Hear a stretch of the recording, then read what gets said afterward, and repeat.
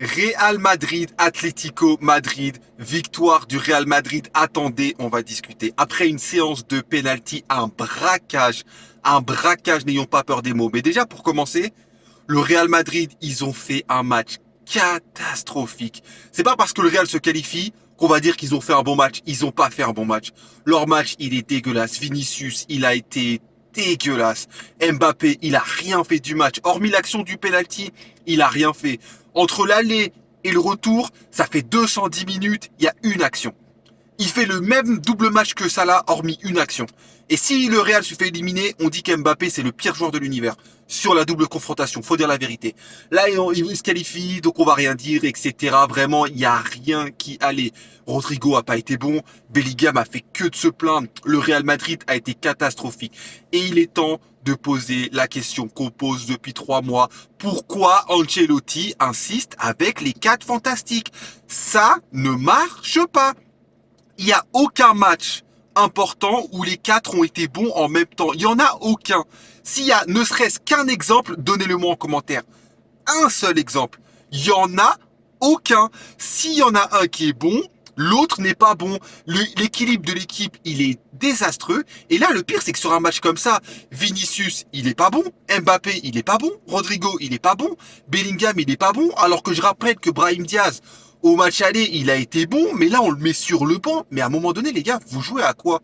En vrai, le staff du Real Madrid, Ancelotti, pourquoi tu persistes avec tes cas fantastiques? Ça ne marche pas. Ça ne marche pas. Mbappé, il n'est pas fait pour les petits espaces. Un match comme ça, c'était pas fait pour lui. Vinicius, il était pas dedans, ça s'est vu au bout de 60 minutes. Ensuite, le penalty. Bah alors là, le penalty. Et racontez-moi ce que vous voulez. Le penalty de Vinicius, c'est une aberration du système solaire. Une aberration. Dans quel monde tu tires un penalty comme ça? C'est pas qu'il a pas cadré. Il a tiré 60 mètres au-dessus. Et franchement, j'espère que vous découvrez pas ma chaîne en regardant cette vidéo parce que franchement, je vais être triste. Hein. J'ai fait des vidéos 1000 fois mieux en n'étant pas dans ma voiture, en étant posé, etc. Pour me découvrir, c'est la pire vidéo, mais tant pis. Écoutez, Vinicius, il a été catastrophique. Son penalty sur le système solaire et Ancelotti, il a des joueurs sur le banc. Pourquoi les joueurs, ils rentrent pas? Arda Güler, il rentre pas. Brahim Diaz, il a attendu 80 minutes pour le faire rentrer, alors que Mbappé, Vinicius et Rodrigo, ils étaient pas bons tous les trois. Comme ça, il y avait le choix. Tu pouvais prendre n'importe lequel des trois, les trois étaient pas bons. Hendrix, il rentrait à la 117e minute. Mais pourquoi? Pourquoi? T'as des joueurs, t'as un effectif, t'as les cas fantastiques qui fonctionnent pas. Pourquoi tu persistes? Je comprends pas. Le choix de Modric titulaire aussi, pareil, je comprends pas. Donc bref. Ensuite, côté Atlético Madrid, parce que eux, on va pas non plus les laisser tranquilles. Ils ont bien commencé.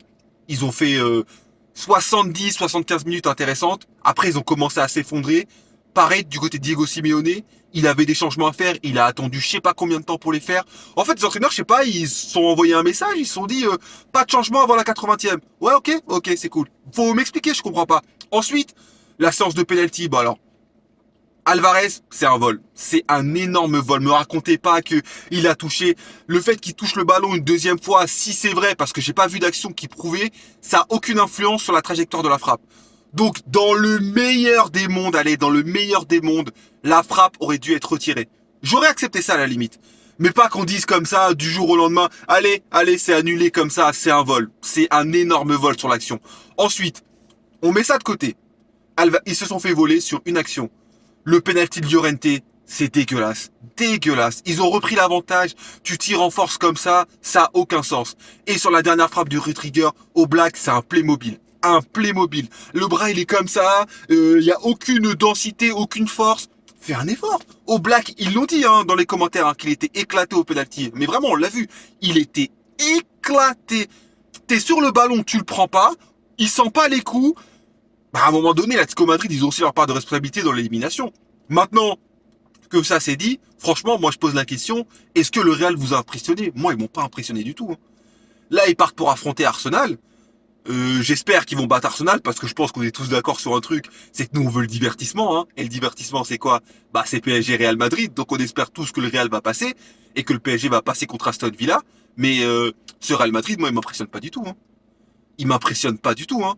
Que ce soit les 4 fantastiques, la structure de l'équipe, etc. Ils sont pas du tout impressionnants. Ils sont pas du tout impressionnants. Collectivement, franchement, il y a beaucoup de lacunes. Il n'y a pas de jeu collectif. Hein. Ils ont pas de jeu collectif. C'est que des individualités. Hein. C'est terrible d'avoir autant de joueurs qui coûtent aussi cher et de dépendre que d'individualités. Mais c'est ça le Real Madrid à l'heure actuelle. Et en championnat, c'est pareil. Hein. C'est pas mieux en championnat. Tous ceux qui suivent le championnat du Real depuis le début, c'est la même chose. Le Real Madrid, c'est des individualités, mais ils n'ont pas de jeu collectif.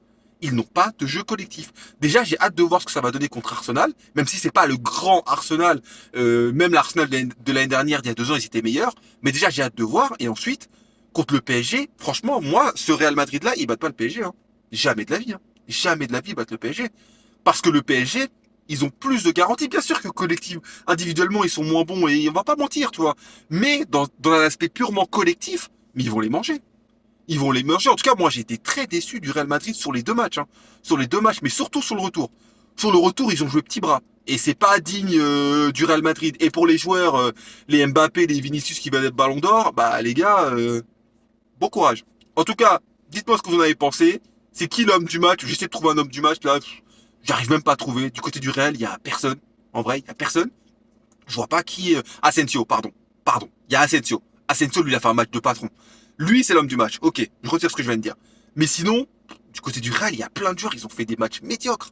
Et Atlético Madrid, bah, on pense au buteur, etc. Mais au final, bon, ils se sont fait éliminer et c'est comme ça. Hein. Malheureusement, le Real, en profitant un peu de l'arbitrage, moi, tout ne lèvera pas. Sur ce match-là, hein, je parle. Je vais pas rentrer dans le complot de le Real a toujours été avantagé. Je déteste faire ça. Mais sur ce match-là, le penalty, il doit pas être accordé au Real aussi vite. Bref, dites-moi ce que vous en pensez. Est-ce que vous auriez accordé le penalty au Real? Et je vous dis à la prochaine. Ciao.